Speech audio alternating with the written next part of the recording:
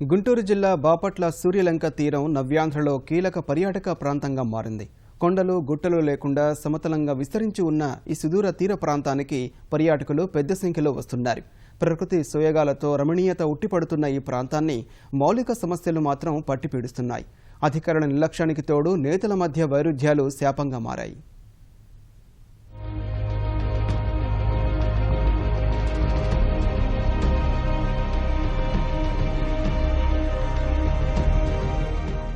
గుంటూరు జిల్లా బాపట్ల సముద్ర తీరాన్ని దక్షిణ కోస్తాకు తలమానికంగా భావిస్తారు. ప్రతిరోజు తమిళనాడు, కర్ణాటక ప్రాంతాల నుంచి వేల మంది పర్యాటకులు ఈ సముద్ర తీరానికి వస్తూ ఉంటారు. సెలవు రోజుల్లో స్థానికులు పిల్లాపాపలతో వచ్చి సేద తీరుతారు. కార్తీక మాసంలో రోజు లక్షల మంది యాత్రికులు సూర్యలంకలో స్నానాలు చేస్తారు. రంజాన్ పవిత్ర దీక్షల తర్వాత ముస్లింలు పెద్ద సంఖ్యలో పుణ్యస్నానాలు ఆచరిస్తారు.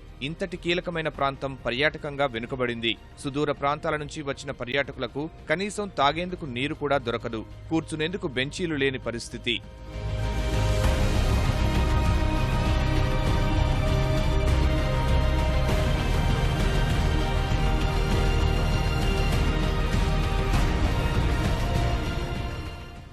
ప్రభుత్వ, ప్రైవేటు భాగస్వామ్యంతో ఇక్కడ హరిత రిసార్టు నిర్మించారు. వీటి ధరలు సామాన్యులకు అందుబాటులో లేవు.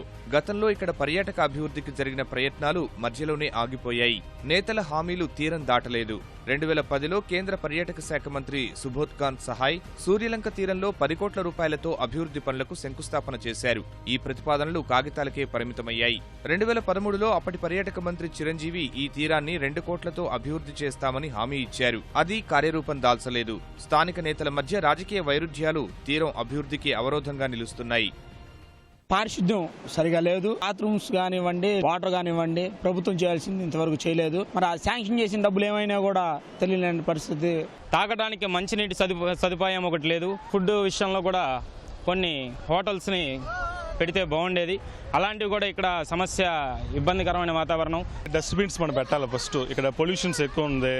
వాటర్ బాటిల్స్ తీసుకోవాలంటే బయట పోవాలి. ఇక్కడ నుంచి ఆ పార్కింగ్ ఫెసిలిటీస్ సరిలేదు. ఇక్కడ ఆ లోకల్ ఆ ఫార్మాలిటీ అట్నే చూపిస్తున్నారు. అది ఆ స్టాండర్డ్ చూపిట్లా.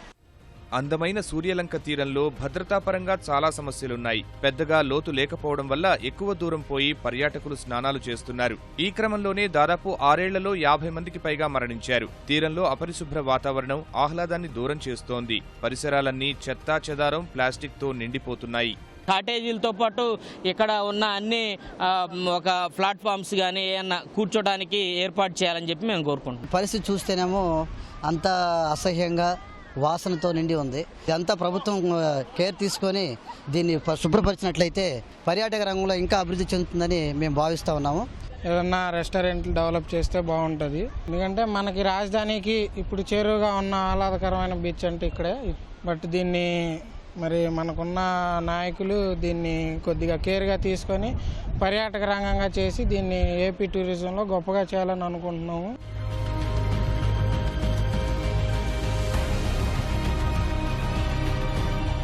వేలాది మంది భక్తులు వచ్చే ఈ తీర ప్రాంతాన్ని సమస్యలు అయితే వేధిస్తున్నాయి.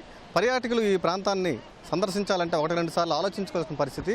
ఈ సమస్యలను సరిదిద్ది సదుపాయాలు కల్పించే దశగా ప్రభుత్వం చర్యలు తీసుకోవాలని పర్యాటకులు కోరుతున్నారు. కెమెరామెన్ కేశవ్తో సూర్యారావు, ఈటీవీ న్యూస్, గుంటూరు.